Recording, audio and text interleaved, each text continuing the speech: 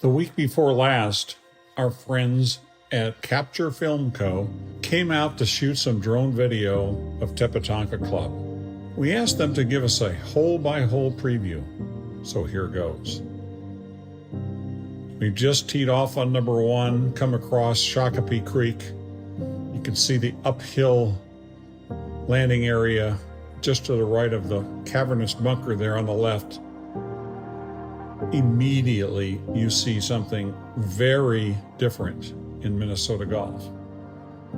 Going out from Creekside into Prairie to play a long par 5, opening the golf course.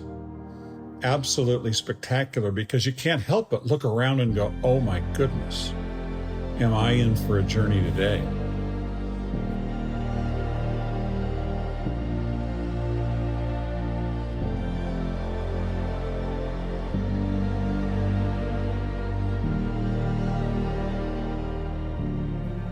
When we get to number 2, we come right back toward the creek.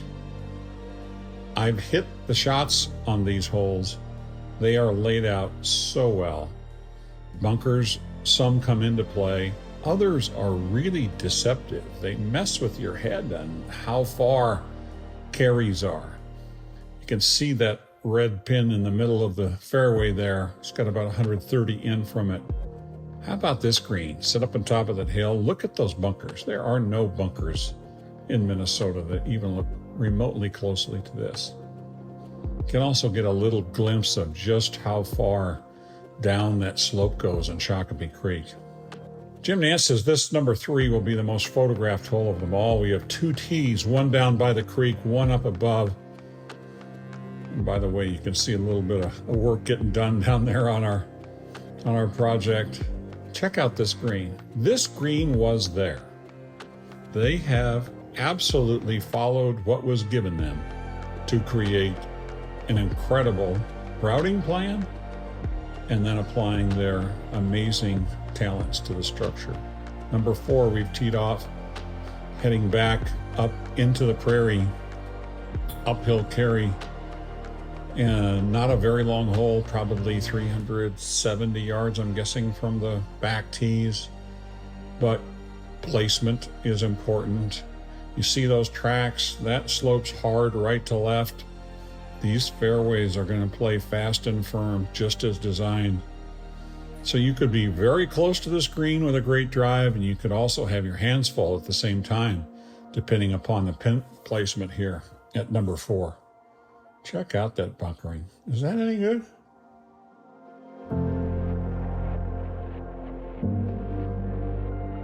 Hole number 5 goes back into the middle of the Prairie. Par 4 that, again, really has wide open spaces with the drive, but your angles are really going to matter. One quick note, you see this jet out on the right where it looks like there's wetlands. That'll be changed. We just had to go get another permit for that. But your second shot in here, if you don't get it over the hill, will be blind. And if you do, again, perhaps with a wedge in your hand, it is not a very deep green. You have bailout opportunities to the right, or if you're up for it, you can take on any of the pin positions.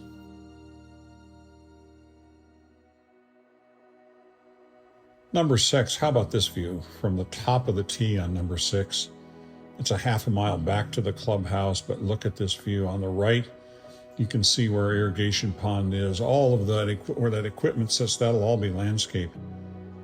Your eyes will be led to these 2 bunkers out in the middle of the fairway, which are very much in play.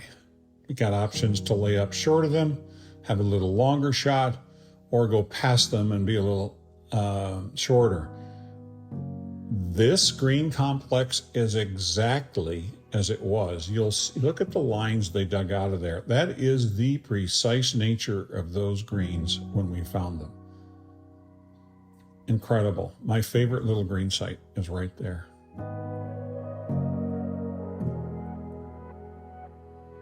I think number 7 is the only hole on the golf course we actually really knew what it would be because of the big ravine running across the front. a good par 3. Look how they put that bunker so far away from the green. They don't care about whether it's guarding the green. They put the bunker there because that's what the landscape called for.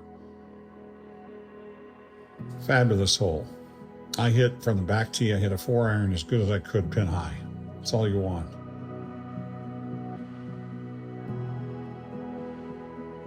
I'll never forget Jeff Ogilvy first telling me that when they got to number 8 the first time around, they could tell that this golf course was going to be really good.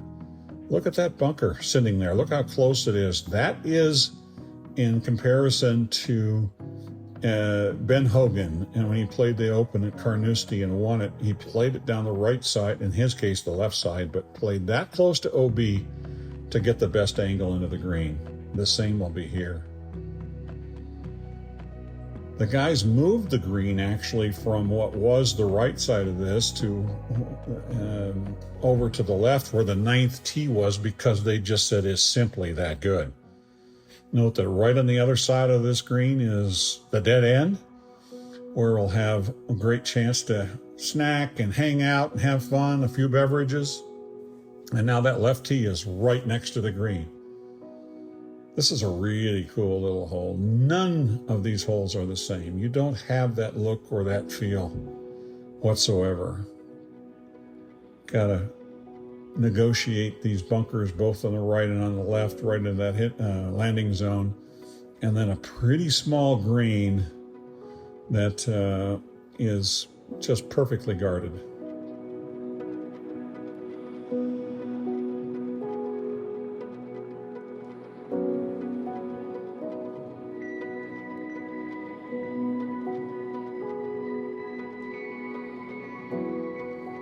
Check out number 10, 240 yards from the back tee, par 3, the third of the 5 par 3s. That bunker on the left actually, as you can see, leaves a lot of room to carry and run it down, but you could get caught up on the rough on the left or run down into those bunkers. Super challenging hole.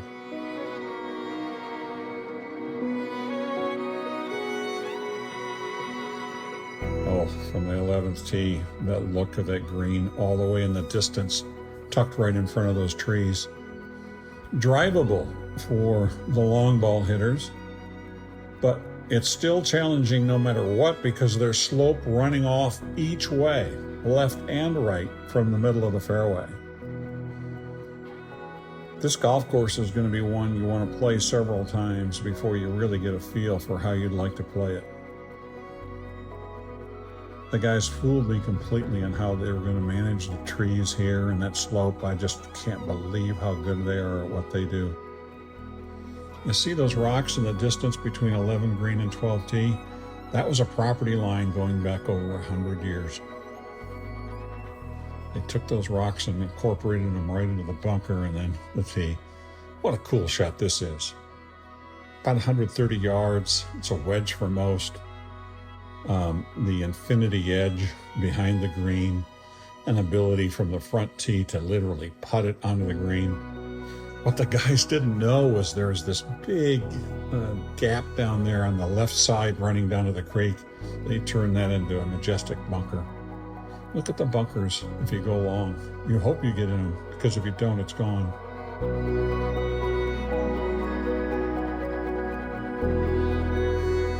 Actually, the first hole built, number 13. You can see in the distance the 3 greens. 13, 10, and 1 were the very first 3 greens built. You're going to drive it across those bunkers. Look how they're positioned. You just kind of go like, okay, where's the fairway in? Do I want to try to play this left or right to left? It's asking you to think about the shot selection that you want to play. What a cool green. Front and back, a lot of movement. Hard to see on this, but the front right, there's a lot of slope going down to it. You won't see extreme elevation changes on the greens from OCN. You will certainly see movement.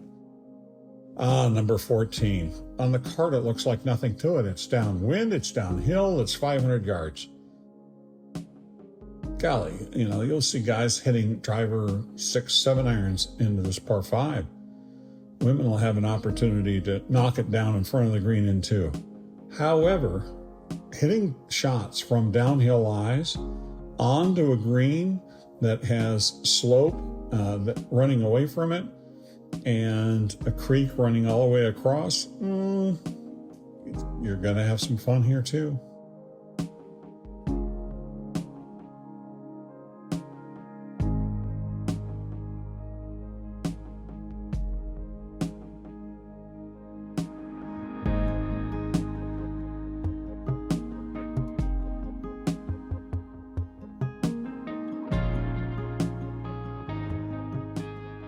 '15 is the last of the 5 par 3s, each of which have gone a different direction. There are 3 different tee boxes with different angles and lengths into this hole.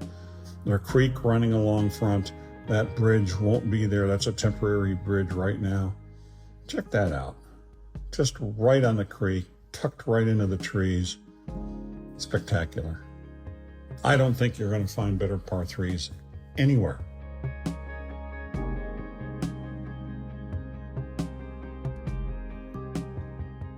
'16. Wow, check this out. This is a really high elevation back right by the dead end. And this was loaded with trees across that fairway. Brock hand cut every single one of those trees. You can see the piles that have been created, many of which have gone to the mill to create tables and other neat things. So it'll be a long par 4 with a very high elevation up to the green. Think of the 10th at Northland.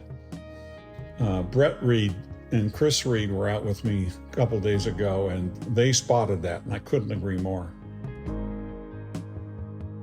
The 17th tee sits right behind the 16th green.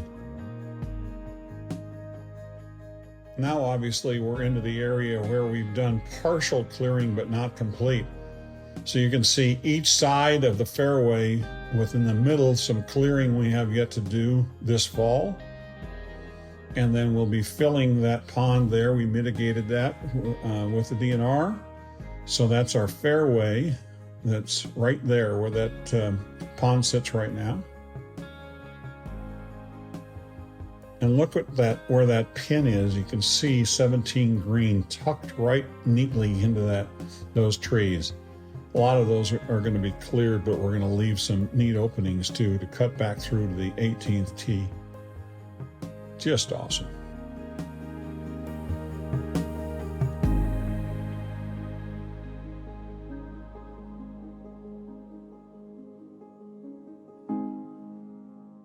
The 18th at Tepetonka. It's the only one that's going to have a lot of dirt moved.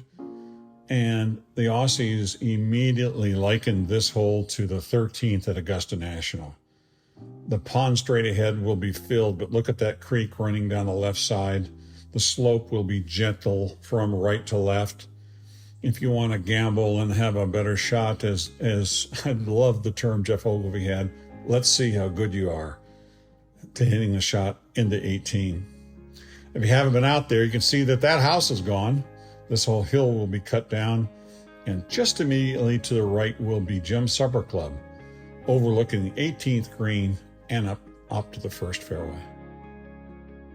I cannot tell you how good this looks face-to-face in person with others to come see the gem of Tepetonka.